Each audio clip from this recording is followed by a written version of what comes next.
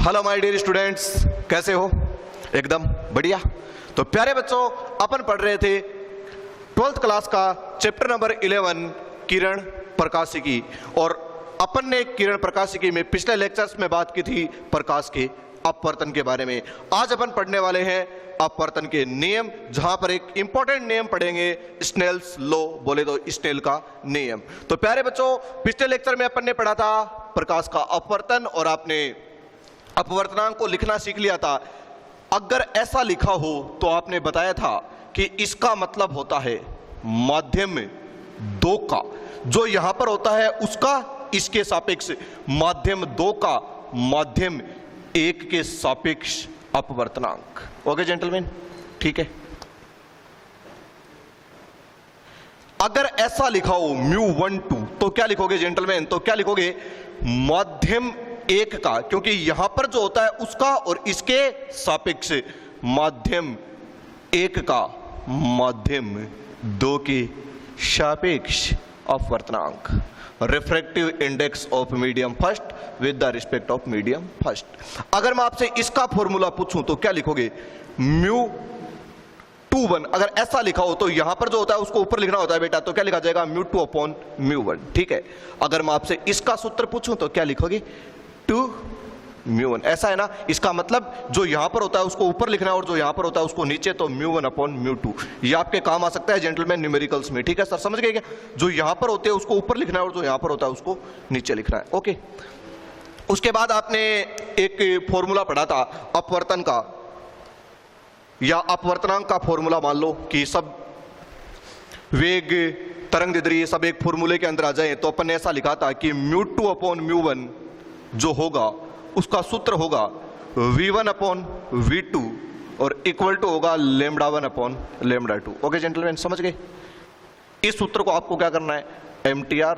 MTR का मतलब है मुझको तुझको रटना है। मैंने तो रट लिया कि μ2 अपॉन μ1 का मान होता है v1 अपॉन v2 बराबर होता है λ1 अपॉन λ2। ये फॉर्मूला कैसे आया? अगर आप इसके बारे में जानकारी चाहते हैं तो जस्ट पीछे जाइए, वहां पर आपको मिलेगा रिफ्लेक्शन ऑफ लाइट। वहां पर मैंने डिटेल में पढ़ाया है कि ये फॉर्मूला बना कैसे है।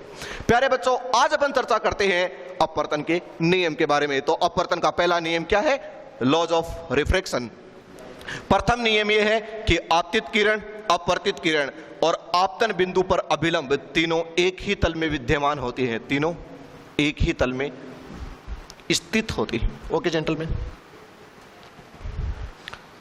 तो आपसे कोई पूछे कि अपवर्तन के नियम लिखिए, तो प्रथम नियम क्या लिखोगे? कि आपतित किरण, अपवर्तित किरण और आपतन बिंदु पर अभिलंब तीनों एक ही तल में स्थित होते हैं। देखो, ऐसे होती है आपतित किरण, ऐसे होती है अपवर्तित किरण, और ये होता है अभिलंब। ये तीनों इस प्लेन के अंदर उपस्थित होते हैं। ओके, चलो अपवर्तन का द्वितीय नियम पढ़ते हैं, जिसको बोलते हैं स्नेल्स नियम। ये एक इंपॉर्टेंट टॉपिक है बेटा जी।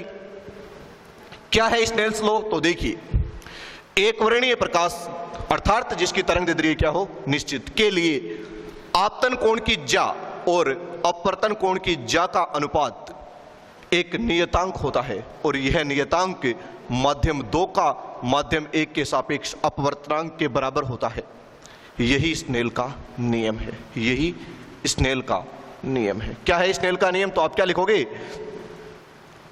आपतन कोण की ज्या और अपवर्तन कोण की ज्या का अनुपात एक नियतांक होता है, और यह नियतांक माध्यम 2 का माध्यम 1 के सापेक्ष अपवर्तनांक के बराबर होता है। ठीक है जेंटलमैन।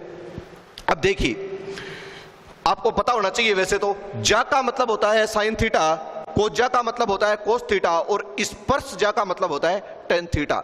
तो मैं ऐसा लिख दूं कि साइन आई मतलब आपतन कोण की ज्या बटा साइन आर, साइन आई upon sine R. Sine R का मतलब क्या है बेटा जी? अपवर्तन कोण की ज्या का अनुपात क्या होता है? एक नियतांक होता है।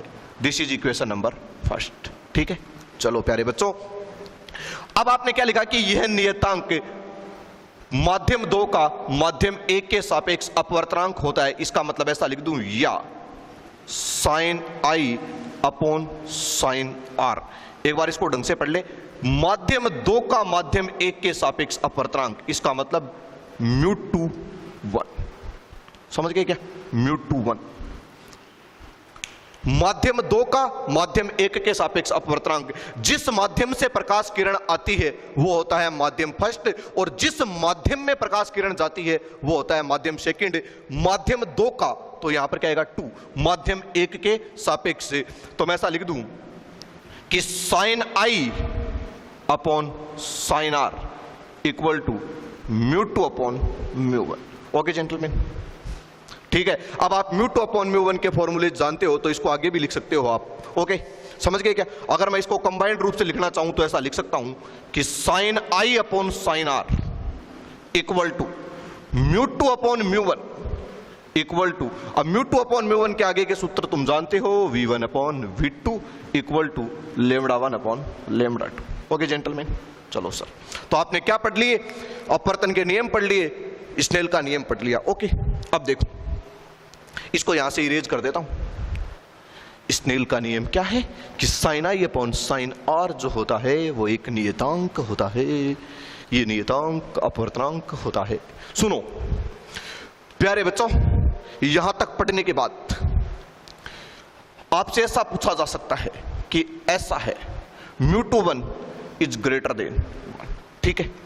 इसका मतलब आपके सामने ऐसा लिखा हो और आपको इससे समझना हो कि कौन सा माध्यम विरल है और कौन सा माध्यम सघन है। तो अपन कल चर्चा कर चुके हैं बेटा जी, जिस माध्यम का अपवर्तनांक कम होता है वो माध्यम विरल अर्थात रेयर मीडियम होता है, और जिस माध्यम का अपवर्तनांक ज्यादा होता है वो माध्यम सघन अर्थात डेंसर मीडियम होता है। ओके, तो देखो इसको मैं ऐसा लिख दूं μ2 अपॉन μ1 और ये 1, तो μ2 इसका मतलब समझ गए, इसको इधर ये हो जाएगा ना पक्षांतर, वो वज्र गुणा हो जाएगा। चलो μ2 का मान μ1 से ज्यादा है, इसका मतलब माध्यम 2 तो क्या है सघन और माध्यम 1 क्या है विरल, और जब प्रकाश की विरल से सघन में आती है तो विलंब की ओर झुक जाती है। ओके जेंटलमैन, समझ तो गए क्या तुम ये बात?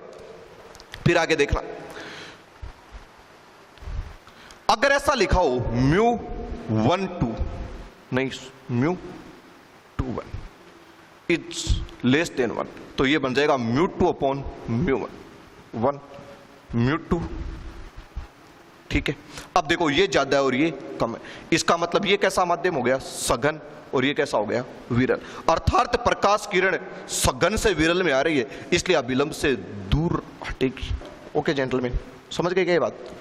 जिस माध्यम से प्रकाश किरण आती है उसको बोलते हैं मीडियम फर्स्ट, और जिस माध्यम में जाती है उसको क्या बोलते हैं मीडियम सेकंड। ये बात समझ में आ गई क्या तुम्हारे? कि देखो इसको अपन ऐसा लिख सकते हैं, इसको इधर भेज देंगे तो यहां पर μ2 का मान ज्यादा और μ1 का मान कम है, इसका मतलब ये विरल और ये सघन, अर्थात प्रकाश किरण विरल से किस में आ रही है सघन में आ रही है, ठीक है। और यहां पर देखो μ1 का मान ज्यादा आया है, इसका मतलब प्रकाश किरण सघन से विरल में आएगी तो विलंब से दूर हटेगी और इधर अविलंब की ओर झुकेगी। ओके, ठीक है।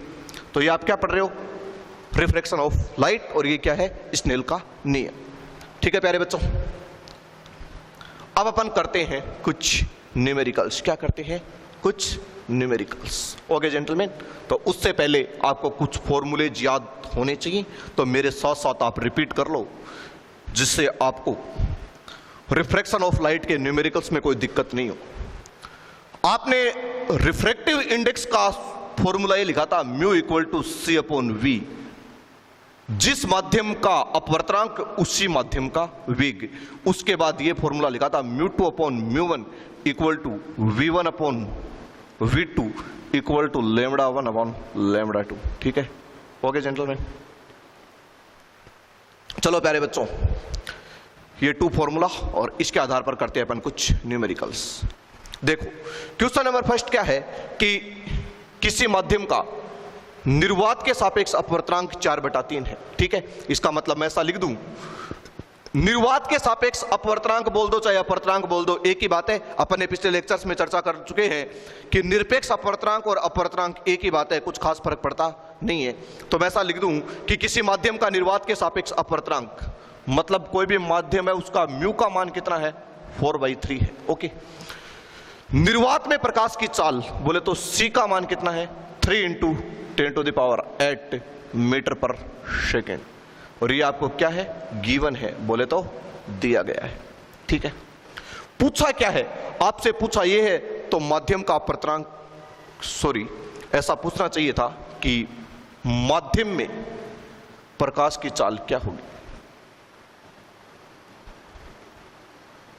माध्यम में प्रकाश की चाल क्या होगी, मतलब आपसे वेलोसिटी ऑफ मीडियम पूछा है। ओके जेंटलमैन, तो मैं ऐसा लिख दूं, म्यू इक्वल टू होता है सी अपॉन वी, यहां पर एम लिख दूं, माध्यम का अपवर्तनांक एक ही बात है ना सर, मीडियम का ही होता है अपवर्तनांक।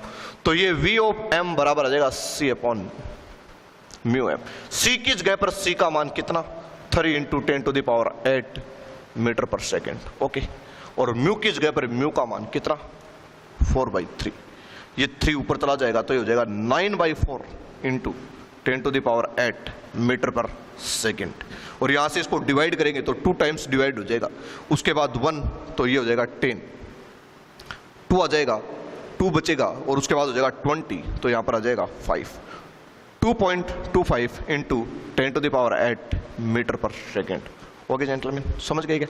अर्थात जब प्रकाश किरण इस 4/3 वाले माध्यम में जाएगी तो उसका जो चाल होती है, अर्थात उसकी जो स्पीड होती है, वो 3 × 10⁸ से घटकर कितनी हो जाएगी, 2 × 2.25 × 10⁸ मीटर पर सेकेंड। ओके जेंटलमैन, करते हैं सेकेंड न्यूमेरिकल।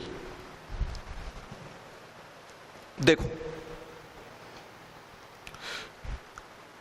प्रकाश के किसी रंग की वायु में तरंग दे रही है 6000 एंगस्ट्रॉम है, तो ऐसा लिख दूं कि लैम्बडा ऑफ एयर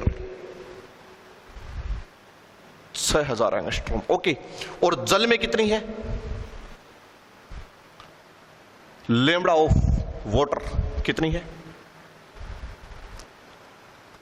4500 एंगस्ट्रॉम। आपसे पूछा क्या है, जल में प्रकाश की चाल क्या होगी। वैसे तो आप जानते हो कि वेलोसिटी इन एयर कितनी होती है, 3 × 10⁸ मीटर पर सेकेंड। और आपसे क्या पूछा है, velocity in water. Okay gentleman, ठीक है।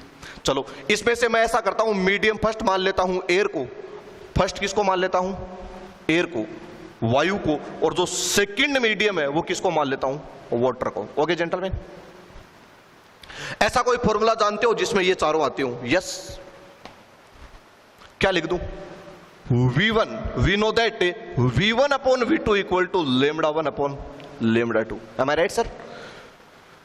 तो 1 की जगह पर क्या लिख दूं, एयर, तो 1 की जगह पर क्या लिख दूं, एयर, 2 की जगह पर क्या लिख दूं, वाटर और वाटर। ओके जेंटलमैन, फिर देखो VA का मान कितना है, 3 × 10⁸ मीटर पर सेकेंड। ओके, VW मेरे को कैलकुलेट करना है, VA का मान कितना है,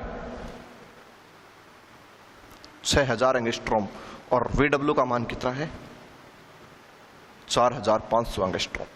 एंगस्ट्रॉम से एंगस्ट्रॉम कैंसिल हो जाएगा, यहां से 20 से 20 कैंसिल हो जाएंगी। ओके जेंटलमैन, ये भी हो सकता है डिवाइड, 5 से डिवाइड हो जाएगा,